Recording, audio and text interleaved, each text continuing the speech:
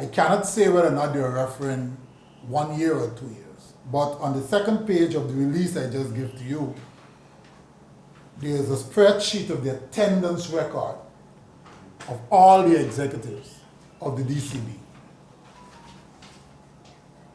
And on that sheet it will show clearly the amount of meetings attended during the 16 meetings held by the Demerara Cricket Board over a 2-year period, and how many were attended by myself, 12 of the 16, Roger Harper, 8 of the 16, Azad, 5 of the 16, right? And how many were attended by the other members of the Demerara Cricket Board. You will see some of them have even poorer attendance record, but no mention was made of their names in that release. Also, in looking at that, you can see clearly that the meetings were organized in a very ad hoc manner, right? And I reference a DCB executive meeting held on Saturday the 3rd July 2021, where a statutory date was set that the meetings will be held on the first Saturday of each month. Now when you look at the table, you see the days when the meetings were actually held. Right? It was not on the statutory date, one, and secondly, notification of these meetings, which were mainly by Zoom, would come on the same day or just 24 hours before the meeting, which then forces members to reschedule, and you could not have done that in all cases. There are times when some of these meetings clash with the GCA's executive meeting.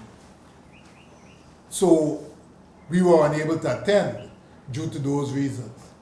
What is not mentioned as well is that excuses were provided in most cases, especially by Roger Harper, who in 2021 had duties such as selector for the West Indies.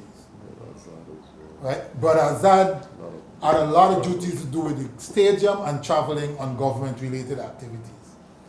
And those excuses were presented, but of course they were not mentioned as is clear.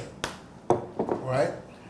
We look at other instances in the release where they spoke about the efficiency of the last AGML. But the first question that anyone would ask is, how efficient was the meeting when the notification came just 3 days before? The first written notifications came by email, arrived at the secretaries, and I welcome Ms. Deborah McNichol, GCA secretaries, email sent by the technical development officer of the Demerara Cricket Board, reminding us that there is an AGM of the Demerara Cricket Board, 3 days.